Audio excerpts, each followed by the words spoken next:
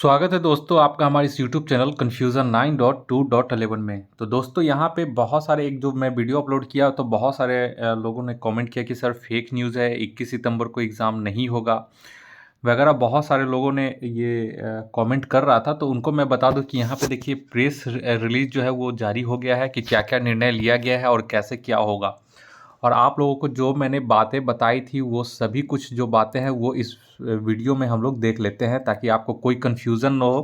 क्योंकि क्या होता है कि पहले से हम लोग दिमाग मतलब माइंड में ये सेट कर लेते हैं कि नहीं एग्ज़ाम तो नवंबर दिसंबर में होगा, अगर एक शिफ्ट में होगा तो उसी समय। लेकिन अगर अगर हमारे जो सोचे हुए से अगर उल्टा हो जाए तो हम लोग उसको एक्सेप्ट करते नहीं हैं जल्दी।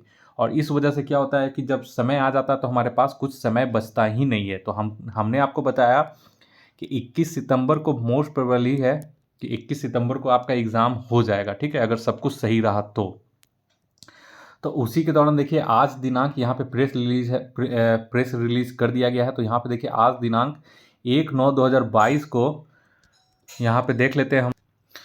तो इसमें साफ साफ बोला जा रहा है कि यहाँ पे देख लीजिए कि आज दिनांक 1/9/2022 को बिहार लोक सेवा आयोग की 67वीं संयुक्त प्रारंभिक प्रतियोगिता परीक्षा की पुनर्परीक्षा आयोजित करने के संबंध में आयोग कार्यालय में आयोजित हुई बैठक की कार्रवाई है। तो यहाँ पे देख ली, ये जो है ये आपका बीपीएससी आयोग के कार्यालय में हुआ था, और एक जो था वो सीएम आवास के पास था। तो उसमें केवल जो प्रेस रिलीज था उसमें डेट वगैरह कुछ जारी नहीं किया गया था, आप लोग देख सकते हैं, ठीक है। तो उसी के अनुसार सब लोग बोल रहा था कि ये ऑफिशियल नहीं है, ये फेक है, ठीक है।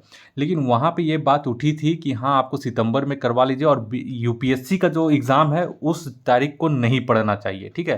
तो ये सारा कुछ वहाँ पे हुआ था। उसके बाद फिर आयोग में सब कुछ यहाँ पे हुआ, और यहाँ पे देखिए उपस्थिति किनकी किनकी थी। तो यहाँ पे था मुख्य सचिव बिहार की उपस्थिति थी, उसके बाद अध्यक्ष बिहार लोक सेवा आयोग के थे, उसके बाद तीसरे नंबर पे प्रधान सचिव सामान्य प्रशासन विभाग का था, उसके बाद चौथे नंबर पे अध्यक्ष बिहार विद्यालय परीक्षा समिति के थे, पाँचवें नंबर में है सभी जिला पदाधिकारी वीसी के माध्यम से, छठे नंबर पे है परीक्षा नियंत्रक बिहार लोक सेवा आयोग। ये सब की यहाँ पे उपस्थिति में बैठक चली, और क्या निर्णय लिया गया यहाँ पे हम लोग एक एक करके देख लेते हैं, ठीक है, ताकि कोई कन्फ्यूज़न ना हो। और ये देख लीजिए यहाँ पे है जो पत्रांक संख्या है ये यहाँ पे दिया गया है, ठीक है।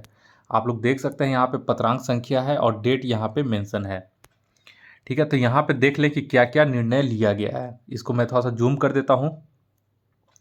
जूम करने के बाद यहाँ देखिए, यहाँ पे बोला जा रहा है कि बैठक के प्रारंभ में अध्यक्ष बिहार लोक सेवा आयोग द्वारा बताया गया कि पर्याप्त संख्या में अच्छे केंद्र उपलब्ध नहीं होने के कारण उक्त पुनर्परीक्षा 2 पाली में करने का निर्णय लिया गया, परंतु इसको लेकर कतिपय आपत्ति आ रही थी और यह मांग की जा रही थी कि पूर्व की तरह ही पुनर्परीक्षा एक ही पाली में की जाए, और संघ लोक सेवा आयोग की लिखित परीक्षा के बीच में इस पुनर्परीक्षा को नहीं रखा जाए। ऐसी परिस्थिति में अतिरिक्त केंद्रों की आवश्यकता है। इन दोनों बिंदुओं पर विस्तार पूर्वक विचार विमर्श करने के उपरांत सर्व समिति से निम्न निर्णय लिया गया है। अब जो निर्णय लिया गया है वो हम लोग यहाँ पे देख लेते हैं।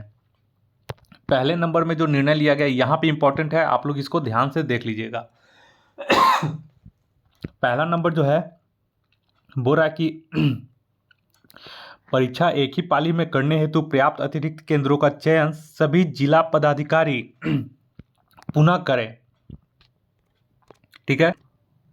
और दूसरे नंबर पे यहाँ पे है कि इन अतिरिक्त केंद्रों पर केंद्राधीक्षक एवं वीक्षक उस केंद्र के प्राध्यापक अध्यापक के स्थान पर किसी सरकारी पदाधिकारी यथा प्रखंड शिक्षा पदाधिकारी, राजकीयकृत विद्यालय के प्रधानाध्यापक आदि को ही बनाया जाए।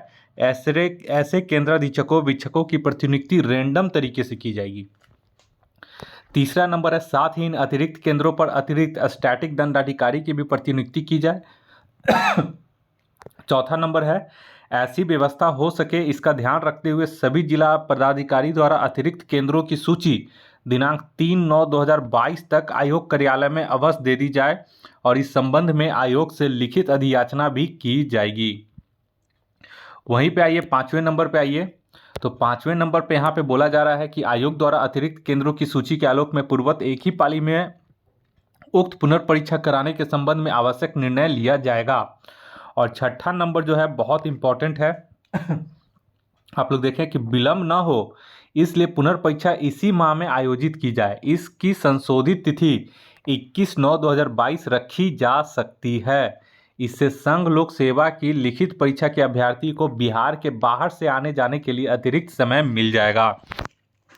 तो इसी पॉइंट पे था और इसी को मैंने बताया था कि बीपीएससी का जो एग्ज़ाम है वो आपका, मैंने इससे प्रीवियस वीडियो में आपको पहले फुल डिटेल बता दिया है, बीपीएससी और यूपीएससी का कंपैरिजन कर दिया है और ये भी बता दिया गया है कि ये निर्णय लेने में आपका जो है यूपीएससी का जो मेंस परीक्षा था उसका जो टाइम टेबल है उसको भी ध्यान में रखते हुए ये डेट जो है ये डिसाइड किया गया है। तो इसी पे आप लोग बहुत सारे लोग कमेंट करने लग गए थे कि नहीं सर 21 सितंबर को किसी भी हाल में नहीं होगा। नहीं होगा वो अलग बात है, वो आपका परसेप्शन हो सकता है, लेकिन यहाँ पे जो नोटिस आएगी उसी के अनुसार आपको देखना है, उसी के अनुसार तैयारी करना है।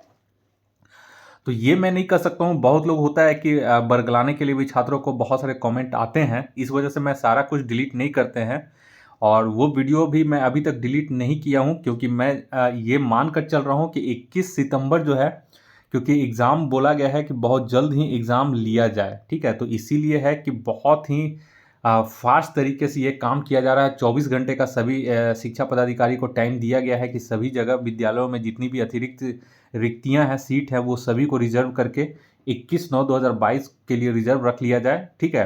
तो ये बहुत ज़ोर शोर से है, बहुत कम समय दिया गया है। तो ये जो है बहुत जल्दी तरीके से इसको एग्ज़ाम करवा लिया जाएगा। तो ये बहुत कम संभावना है कि अब डेट चेंज होगी। हाँ, अगर कोई टेक्निकल प्रॉब्लम नहीं आता है तब ये डेट फिक्स है, 100% मान के चलिए। अगर कुछ ऐसा इमरजेंसी टेक्निकल फेलियर होता है तो ही केस में ये डेट जो है एक्सटेंड हो सकती है। और यहाँ पे देख लें यहाँ पे बीपीएससी अध्यक्ष का सिग्नेचर है और यहाँ पे बिहार के मुख्य सचिव का यहाँ पे सिग्नेचर है और ये जो है प्रेस रिलीज आपका जारी कर दिया गया है। तो ये अब तो आपको पता चल गया होगा कि हाँ 21 सितंबर को ही जो है वो डेट रखा गया है, डिसाइड किया गया है सारे चीज़ों को ध्यान में रखते हुए, ठीक है। यही चीज़ मैं इससे पहले वीडियो में बताया था, लेकिन वहाँ पे जो था बेतिया शिक्षा पदाधिकारी का एक लेटर जो था, वो लेटर भी मैं टेलीग्राम चैनल पे सेंड कर दिया हूँ। लेटर भी आप देख सकते हैं और फाइंड कर सकते हैं कि हाँ वो ओरिजिनल है या डुप्लीकेट है। लेकिन ये बात सच है कि ये जो लेटर है वो सभी जगह धीरे धीरे करके जारी किया जा रहा है। कोई पहले जारी कर दे रहा है क्योंकि बहुत कम समय दिया गया है सभी जिलों को कि वो सीट जल्दी से रिजर्व करे, 6 लाख सीट, ठीक है। तो इस वजह से वो हो सकता है कि धीरे धीरे करके और भी जिलों का जो है वो सभी लेटर भेजा जाएगा, ठीक है। तो ये था, ये मेन अपडेट है और जो मीटिंग्स हुआ था, जो मेन पॉइंट्स था वो यहाँ पे आपको 6 पॉइंट्स में समझा दिया गया है। अब उम्मीद करते हैं कि अब आप लोगों को कोई भी कन्फ्यूज़न नहीं रह गया होगा। तो ये मेन अपडेट था। आप अगर हमारे चैनल पर पहली बार विजिट कर रहे हैं तो कृपया करके आप हमारे इस चैनल को सब्सक्राइब कर लें। इस वीडियो को देखने के लिए आप लोग का बहुत बहुत शुक्रिया। आपका दिन मंगलमय हो। धन्यवाद।